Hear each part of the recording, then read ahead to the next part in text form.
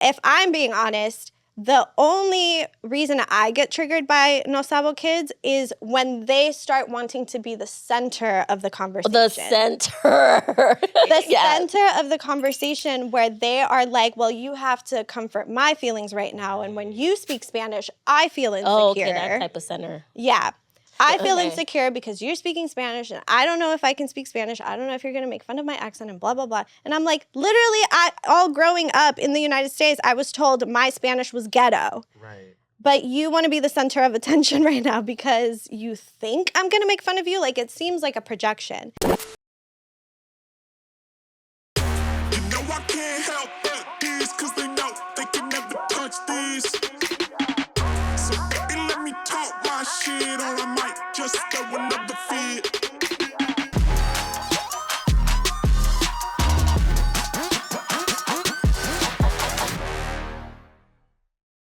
Hi, everybody. Welcome back to Stranger Fruit. My name is Constanza Eliana. I am so excited to be in the studio here in Los Angeles again. I'm so excited that y'all are here. I'm going to introduce our panelists for you today.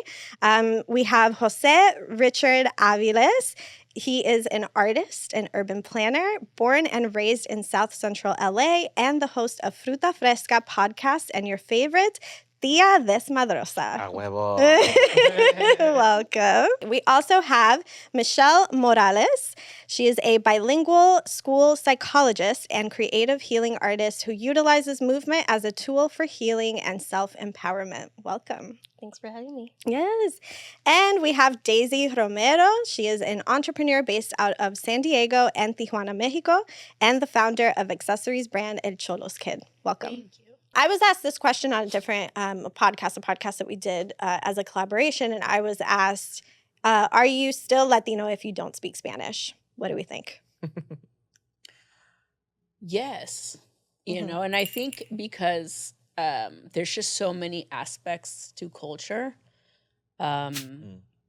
There's, you know, are you allowed to holler at your parents? You know, Talk back to your parents. Talk Oh my back. God. No, I'm just kidding. But I'm not. But you know, just even like the food, the music, the music, the way you were like, what does that have to do with whether you and your siblings speak in English to each other, and you know, your parents learned English and that's how you communicate. That's just one way to communicate. Right. And it shouldn't be just like the marker or define, you know, definitively like who you are, because there's just so much that's like a part of you. Yeah. And I don't know if people are allowed to throw like Irish parades like 400 years later, you know what I mean? Like why can't we? Yeah. That's the thing. But I don't know, it's hard because, and I was telling you that I was a part of like this like sponsored post, like this, like I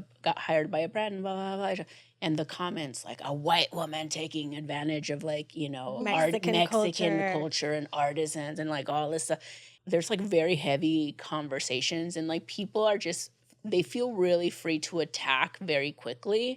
And people really sometimes don't take into account any nuance or anything. It's just kind of like attack. And that's how I feel. And then there's also the people that feel maybe like a type of like resentment or rage if they're, you know, for me, like, oh, if you're still like in Mexico or you grew up with a certain type of struggle and you're imagining this other life that we as immigrants are living here because we're just all wealthy and just, you know, rich or whatever. Right. But the struggles are different. You know what I mean? There's everybody is living different experiences. And sometimes we're so wrapped up in what we're going through that we don't see like that there's other people going through something else. So you want to like, no, like this is mine. Like you're not allowed to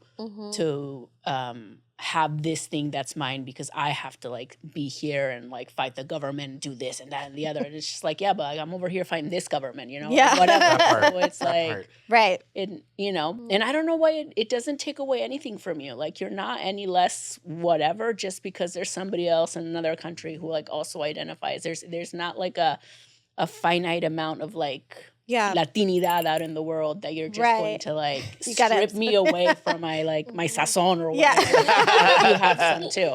Right. But some people are just very angry, you know, and it's easier to hate on an individual or a certain type of person than actually look at like the bigger issues. The fact that like the entitlement to opinion or the gatekeepers of Latinidad, and it's like you do realize you're replicating very American discourse, right? Like individualism is a colonial and Americanized thing. 100%. So it's quite interesting because I think, you know what, I think I might have responded like that a couple of years ago, and until I realized that the conversation about racialization in Mexico is so different from the U.S.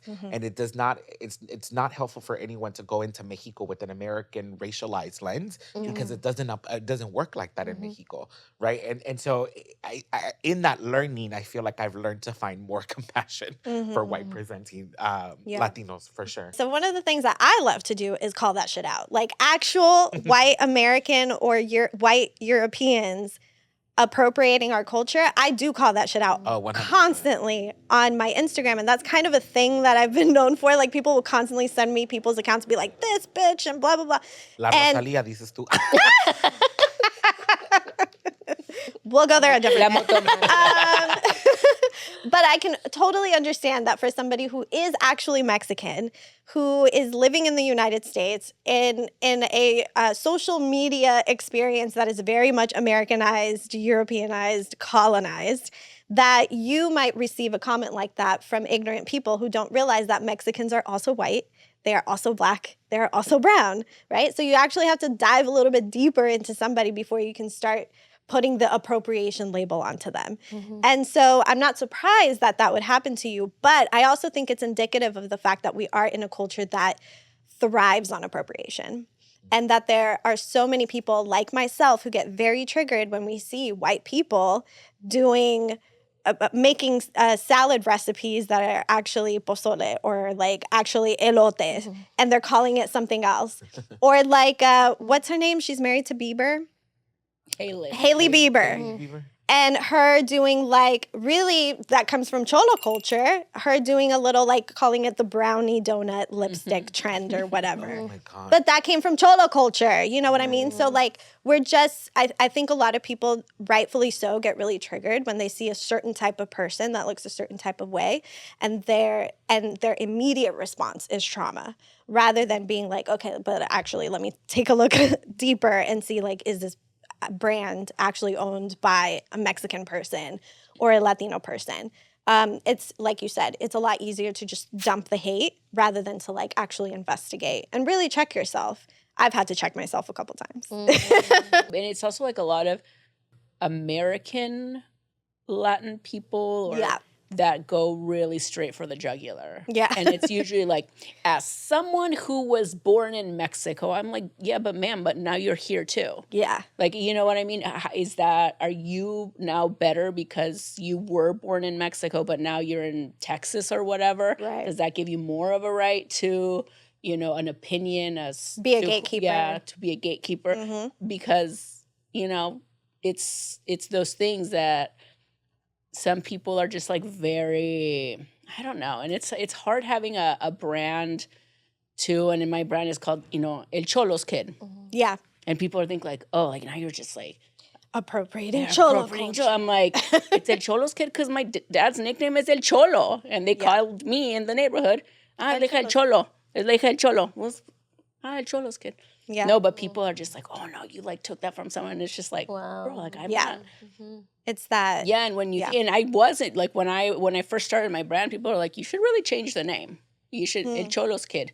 You should change the name because, you know, first of all, people can't pronounce that. You can pronounce that because you're from California, and maybe white people in California can pronounce it, but people somewhere else, like, how are you gonna? That's that assimilation. Yeah, they want you to assimilate. Yeah. How are you gonna grow? But I told them, I was like, I mean, I've always been a narcissist, guys. You know, I was like, it has to be everything about me. So, but now, and I tell people, I was like, well, now I've got, you know, white ladies in Minnesota.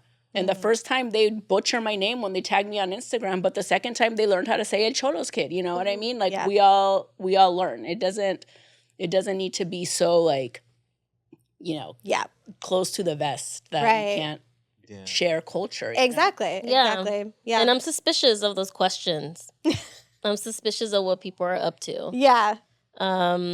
But in sitting here, I was thinking like, oh, well, what would it feel like in my body, right? Because I speak Spanish, and I connect mostly with like my Latino community, like salsa. I dance salsa, like, and I feel. I even feel like left out sometimes because I want to be able to have like I wish that I could speak like have the accent of like growing up in Puerto Rico, or like I love the accent. We do have the best accent, might I say. Yes. Agree to disagree. Yeah, and I have the salseras that I love, that I learned from. They're from Puerto Rico, So I'm like, I wish I was them. I wish I could sound like them. You also don't want to pronounce your S's. Exactly. But when I think about, but I did grow up in like within the culture of Guatemala, right? I don't know why I'm speaking like this, but I'm clearly trying to manage myself. But what I'm trying to say is, when I feel like when I'm in a space with someone and we're like, communing around Latinidad, or like what it means to speak Spanish. Like I, in my body, do feel some type of way when someone is Latino, identifies as Latino, and they don't speak Spanish. Not because it's just a natural like side eye. I'd be judging. Or when they be trying, and so I have judgments. Let's be real. I have Let's be real, judgments. because that was going to be a question that I had. I was like, how do we feel about No Sabo Kids? Because No Sabo Kids are writing articles about, I'm going to sound very judgmental. I have an eyelash. I was called a No Nobody Sabo told me I kid. had an eyelash. You were called a No Sabo Kid. Yeah, the same people But you were speak just... Spanish. I have a literal certificate from la Academia Real Española that says I'm mastery in Spanish. I literally was like, should I get this? Should this be my next TikTok? Just like zooming into this. Right, this, like the proof. You have the But receipts. even so, when I was talking to, because you have to go to the consulate and to get this, but what about it? And he said, he's like, the fastest growing Spanish, him from La Academia Real, it's like, is American Spanish, your Spanish. That's what it is. Like that. The No Sabo Spanish? No, the Spanish, kind of like the Spanglish. You know what I mean? Oh, that we're just kind of Spanglish. blend things and whatever. That we're not all. We're not all speaking the official. That's so interesting because, like I said, literally, No Sabo Kids are writing articles about like how it's so. I don't want to sound judgmental, but we're just going to be honest here. To me, it sounds like victimization. That they are saying... I don't want to start a war, but you. I'm starting a war right now. I have no issue with people who don't speak Spanish who are Latino. I have no issue with that. I think for many years, I stopped speaking Spanish because I was just so sick and tired of hearing people being like, oh, tell me this in Spanish and tell me that. Like I was being tokenized because I spoke Spanish almost in a way. And then the second reason was because not all people speak the same type of Spanish. Mm-hmm. Yeah. So because I was in Texas and now here, there's a lot of Mexicans that I was being surrounded by, and our Spanish isn't Don't say surrounded like that. I was being invaded. First of all. But our Spanish isn't the same. No. And so I didn't want to say a word that in Puerto Rico means one thing and then you're going to be offended by it because it means something totally different. And also, they've always made fun of us because I hung out with Dominicans and the Mexicans would say that we were ghetto, like we speak ghetto Spanish. That's what they would say. Mm-hmm. And so for a long time, I just rejected speaking Spanish at all. Anytime somebody was like, ¿hablas español? No, I don't speak Spanish. Not because I couldn't, but because I was just kind of tired of the tokenization of it. But if I'm being honest, the only reason I get triggered by No Sabo Kids is when they start wanting to be the center of the conversation. The center. Center of the conversation where they are like, well, you have to comfort my feelings right now. And when you speak Spanish, I feel insecure. Oh, okay, that type of center. Yeah. I feel insecure because you're speaking Spanish and I don't know if I can speak Spanish. I don't know if you're going to make fun of my accent and blah, blah, blah. And I'm like, literally, all growing up in the United States, I was told my Spanish was ghetto. Right. But you want to be the center of attention right now because you think I'm going to make fun of you? Like, it seems like a projection. 100%. So, you know, I don't know. Like, how do y'all feel about that? I know we don't have a lot of time, but how do y'all feel about that? Because I think No Sabo kids are really misinterpreting what we're saying. 100. And they feel like they're being misinterpreted. So, like, what is our relationship to that? Like, how do we thrive as a community without the victimizing? I feel like it's about listening. Yeah. I feel because my partner is a No Sabo kid. Mm-hmm. And there's a trauma there. There's a sense of rejection because she doesn't speak Spanish, and because she what she gets is like, pero tienes en nopal en la cara or en la cabeza, right? Like you can see that she's Mexican to some people, but she doesn't speak Spanish. Yeah. And so for me, I think it's hard to be with that sometimes because there's so much there, right? There's so much like, and there's so many narratives there. So for me, it's been like, oh, I'm judging right now. Yeah. Let me listen. Let me listen and let me like not forget that she's a person and that she has her own experience. But I haven't experienced that type of censoring with like my feelings. But I do feel that if it's your partner, if it's a friend, right, there's a different conversation when it's a close person to like the internet. So when it's like your partner, then I want to make space for the centering. Like I would like that. And then I want to bring myself, and if there's no capacity for that, then I'll note that. But I want to be in the mess with my closest people. Internet with the No Sabo kids writing articles, that's a different like level of, I even feel skill to be in, to write back, to make comments on. But for me, I feel like it's a relational repair that needs to happen that most of us don't have a lot of capacity or skill to do. Right. You know? I would agree. I feel very similar to you where that centralization around that experience, I think it's also part of the fact that this generation or the current place that we're living in is super upset with trauma bonding. I'm like, I hate trauma bonding. Like, let's do some heal bonding. Like, let's recognize each other at the trauma, but let's bond over the healing. Yes. So I feel like the article I'm gonna write, because there's an outline, but the article I'm gonna write is called "Do No Sabo, pero yo sí sé." You know what I mean? Like, and rather than thinking of, because what you're saying is that we're not getting to the real cause of like, the reason why we're not going to invalidate your Spanish, because a lot of the history that you alluded to, Daisy, right? Like the reasons why people were stigmatized or told that they couldn't speak Spanish, like you also talk about the systemic structure that led to the condition you're writing about now. Exactly. Don't do the trauma dumping. Like, let's have that conversation and then let's do it over here. Because I think for me, I take a lot of joy in being able to speak Spanish really well and to speak Mexican and Salvadorian Spanish. And to be in it and being like, dude, to me, my ability to speak and write Spanish has been a place of bridging and belonging, as opposed to this. I'm going to write that thing. Do it. Please do. Well, my actual Instagram bio says Sabo Todo Kid. Yes! Just so that people don't get confused. Exactly. But yeah, no, that's what it is too. But and like I said, growing up, you do see, okay, like language, blah, blah, blah. But now, anything you want to learn is available to you. Exactly. That's the thing. Like growing up, it's different because, okay, but now if you as a grown person say, I want this for me, now you have plenty of resources and plenty of meetup groups, YouTube groups, Zoom chats, blah, blah, that a fluent person directly in your face will help you in a safe learning space because they're teachers and that's what they love doing. Yep. So at some point you say either I don't want to learn and I'm fine with it, which is okay, whatever, or I do want to learn. But there's no the in between of like, oh, but I'm suffering. Like, I no, can't learn. I can't. No, we're all. I get made fun of. It's capable like of we're it. all getting made fun of. I was getting made fun of because I had an accent. Then when I didn't have an accent, I was made fun of the way that I spoke Spanish. And then when I did speak Spanish, it was tú eres la gringa. And we all get made fun of for one way or another. Human beings suck.